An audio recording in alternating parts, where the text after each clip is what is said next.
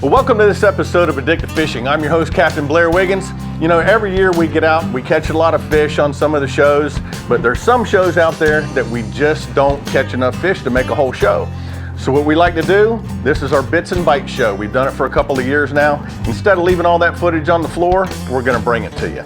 Up first, we got Captain Scott Lum. Known Captain Scott for a long time, since like the 6th grade. He's been a fisherman his whole life, just like me, from Cocoa Beach.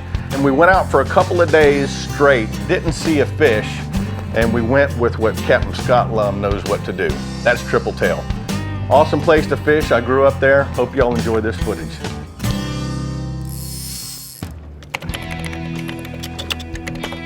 All right, so what you want to do is just let her sink down and... I like to cast it beyond the structure, let it sink down mid-water, and then do a jig, reel one turn, jig, reel one turn. A lot of times it's basically a reaction strike. That's weird, that current's coming straight off the beach. Yeah, I like coming to these cans first thing in the morning. If you're like one of the first people here, you know, sometimes get it all to yourself. It's become so popular, this tripletail fishing. Everybody and their brother wants to come out here and get one. Of course, I understand they're so darn good to eat.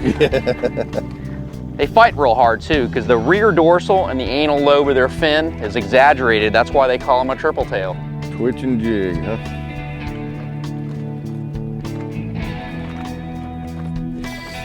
There's a fish. That barlow right That's a on. good fish too. I gotta steer out. That ain't no bluefish. No, that ain't no bluefish. Reaction strike. Where is this thing going? Come on. He's going to the back. This is a heavy fish, dude. Good fish. Hey, get this land in that? Yep. Nice fish. Woo! All right, that's first. Oh yeah, oh yeah. Mr. Canaveral buoy bass. Not buoy bass. Looks more like a saltwater Oscar.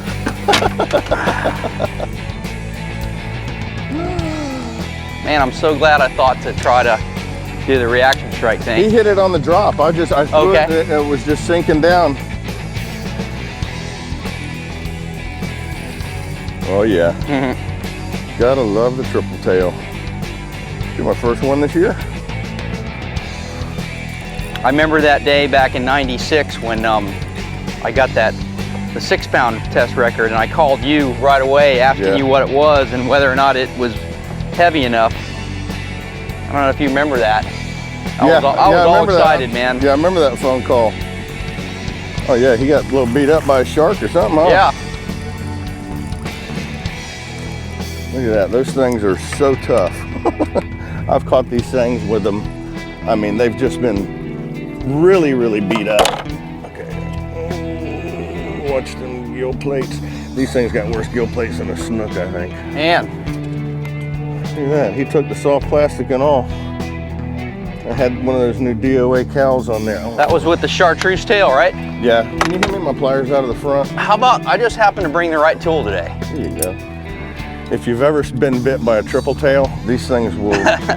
Put some distance between you and the... Yeah, I've seen them bite mullet clean in half. Oh, it's more of those gill rakers, man. These super sharp gill rakers right here. They're razor sharp. And then these things, you can run your hand all you want going that way. You go this way, that thing will go right in your hand.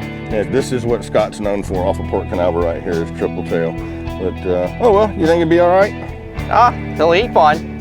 Sounds good to me. I haven't been one to be known to black and tripletail. To throw a tripletail back. Hey, y'all stay tuned. We're going to be right back with some more addictive fishing right here with Captain Scott Lum, right off my hometown of Cocoa Beach. Space Coast. Well, welcome back, folks. You know, there's days out there when we don't catch enough fish, but then there's a lot of days out there where we catch too many fish and we just can't put them all in the show. If y'all caught the show that we did this year with Captain Kevin Beach, we were jigging around the rigs for those red snapper. He tangled into a fish he didn't want to tangle into, but he landed it. Y'all check this footage out, it's pretty good.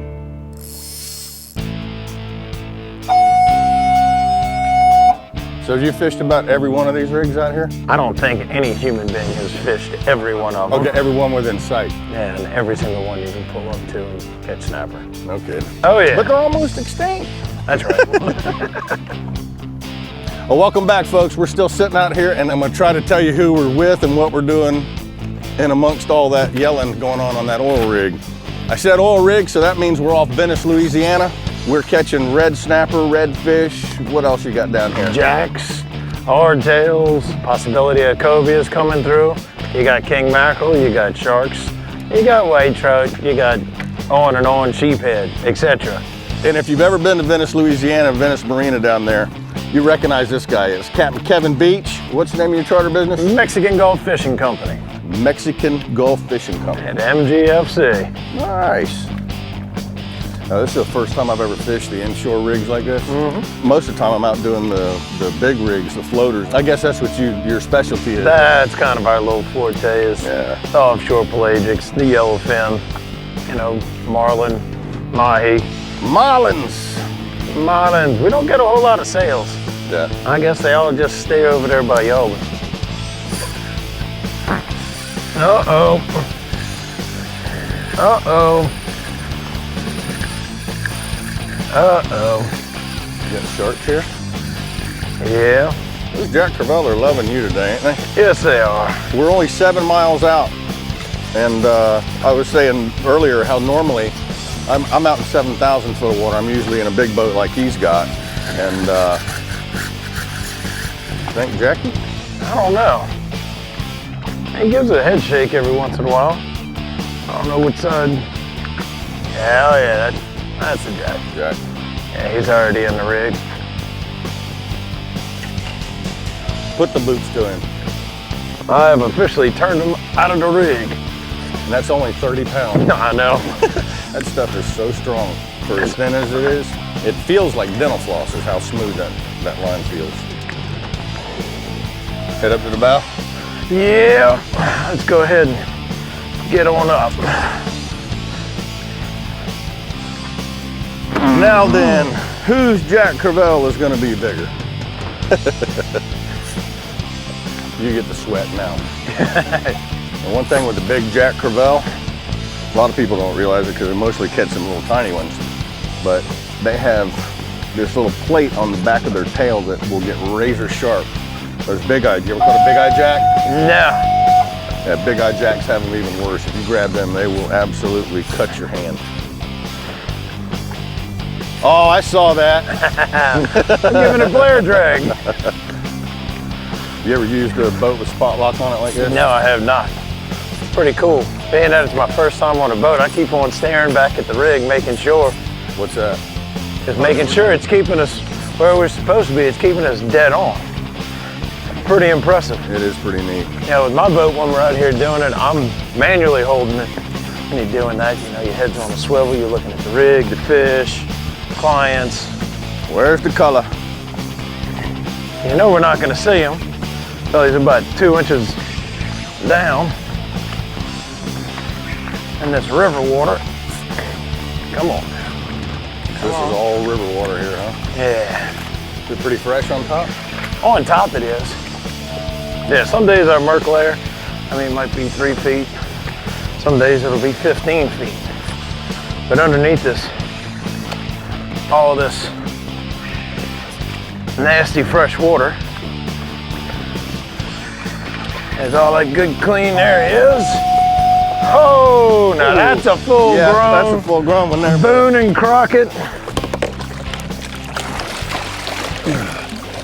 I got him. I'm gonna show you all this. I can feel this layer right there through my gloves. Ugh. That's a full grown one. Now come up here real close. I want to show you this layer. This, I don't even know what you'd call it. It's just the flat part of the center line of the fish, but it's right here. Right on its lateral line. Yeah, right on its lateral line. It starts right about here. You can feel it. Comes all the way down the tail, and right there, it is sharp. And that is a monster. That's about, I don't know, 30? That's probably an easy 30. At least 30. Wide. That is a thick fish. All right. Mr. Jack Canaveral, go make some little ones. The caudal badonkle-donkles right there. That had to be one of the biggest jacks, if not the biggest jack I think we've ever shown on the show. That 8-footer did its job. I've caught a lot of big fish on that rod. Anybody that's had it out there absolutely tells me it's one of their favorite rods to use offshore. Speaking of rods, we showed it off last year. We're gonna show it off again this year. This is the new Flats Pink. We had the request for the 7.2. We've always had the 7.6, but the 7.2 definitely got it done. Y'all stay tuned, we'll be right back.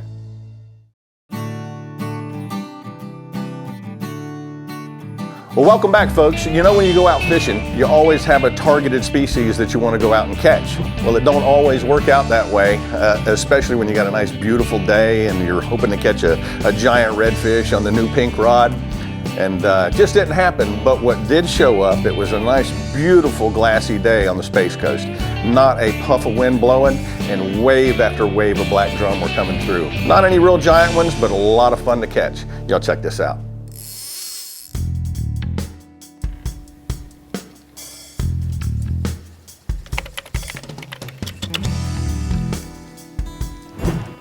I'm debating on which ones to throw at. Well, these guys here might cooperate. Guess they take a little bit of time to eat it. Well, definitely not what the Indian River is known for, but we got plenty of these guys around us. Let's go ahead and see if we can whack one. There's a little. Black drum coming up ahead. Yeah, all black drum. Okay. You want to lay it way out in front of them and have it lay on the bottom, right where they're rooting around. Alright. Oh, look at that tail.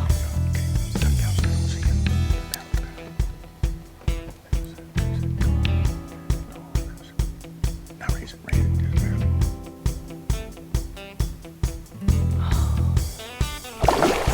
You got one. You got one. Reel. There you go. Nice job. Black drum, baby. Awesome. Fish on. Let's go.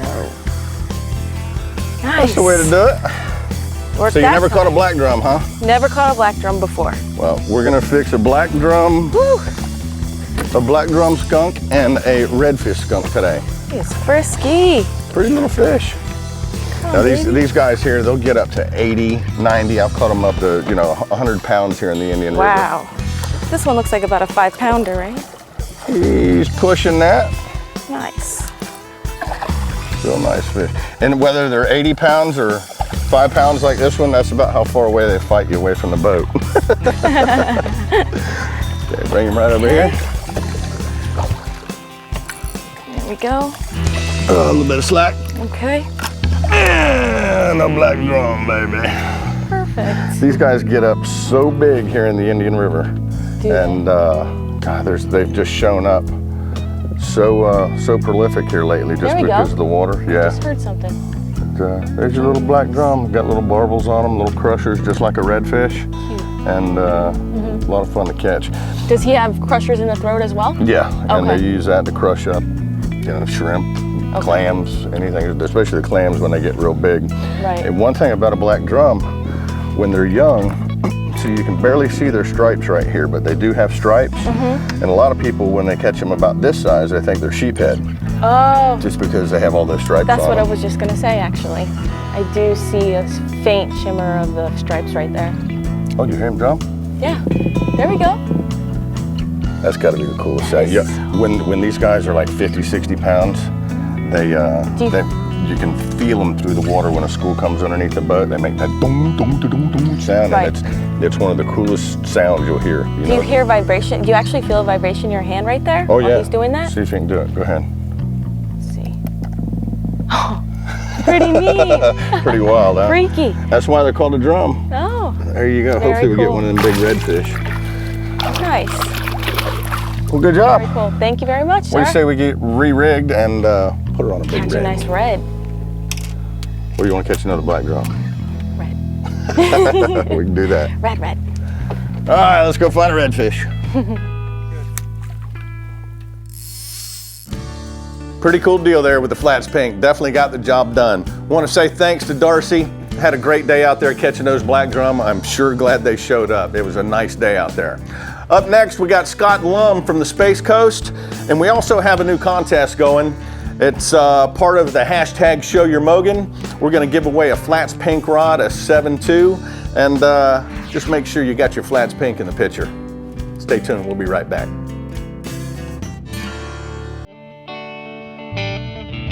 Well, welcome back, folks. On this next segment coming up, we headed back to the Space Coast, back with our old buddy Scott Lum.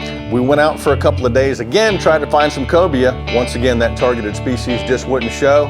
So we did what Captain Scott loves to do once again, and that's tripletail. He's known for it. He's got several world records that he's caught off his boat. So we're gonna show you Scotty in action, what Scott loves to do. Hope y'all enjoy this. Man, I wish it was on fire like those days I took you up there when we whacked 10 of them. I know. We're gonna be constantly dredging this channel now, aren't they? All those big cruise ships coming in. Yeah, sometimes they actually have a beach renourishment thing going on somewhere down the beach, and they'll have buoys everywhere. They'll have big long pipes. They'll also even have like a jack barge sticking up out of the water with a pumping station. They'll go up to the tip of the cape. They'll scoop off the right grain size sand off the tip, and then they'll drop it in front of this pumping station, and that pumps it to the beach, and then bulldozers push it up and down the beach to renourish the beach. The tripletail limits haven't changed any, have No, they're still 15-inch total length, and they're 2 per person per day. Yeah, that's one thing good. They're holding the live well too good if you want to release. Yeah, those fish are super hardy. In the wintertime when we catch them, they'll stay alive for like an hour just in your fish box. Oh, with no ice, I mean with no water, nothing in there. Got him? Yeah. Nice one. Cool beans. Mr. Tripletail. Oh, that's a good one. Yeah, that's not a bad one at all. And I just got my bait in the perfect spot. Well, you know what? I just jumped to your side of the boat is what happened. Yeah. That last fish you pulled on the left side of the can. And I get a net. It's fun on this little light rod here. Yeah, that's yours, isn't it? Yeah. Had to break down and go buy you one, huh? My buddy Bill Miller hooked me up.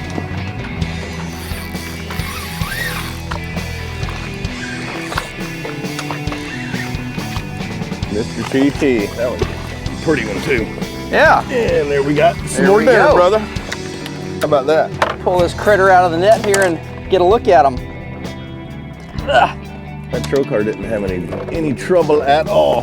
These are the new trocar jig heads. It's got a little piece of rubber there just to hold that shrimp on there a little better. And that one right there definitely getting the job done today. Man, that's a pretty one. He ain't got no scars on it. Yeah, these fish are just like a grouper. They got a big old mouth. They don't nibble. They inhale. They just suck in water in your bait and you're hooked up. There's no nibbling involved. That's what gives you that big thump when they hit it. And another thing too, you mentioned grouper, tripletail, their cheek meat right there. If you like a sweet one little morsel bite. It's like a scallop. Oh yeah, just like a scallop. It's like the filet mignon of the fish. But it's cheek meat, it's right there, I'll tell you what. A lot of people don't know how to scoop that thing out.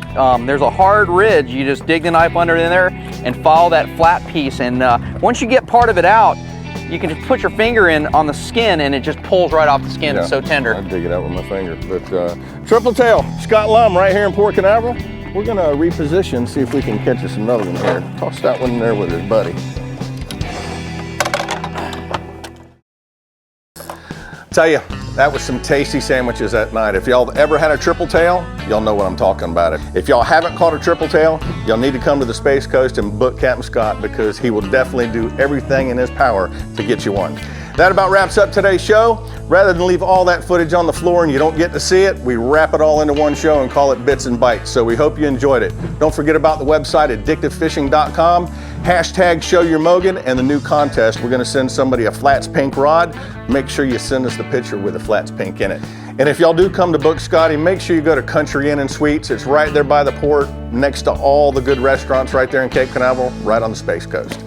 That wraps it up. We'll see you next week. Check out more footage from this show by logging on to addictivefishing.com for outtakes and bloopers. That was a cast. He had his hands full. There he is. There we Fish on, go. baby. Ah! Fish. Oh. Fun. Oh, ho, ho, ho, ho, ho, ho, ho, ho.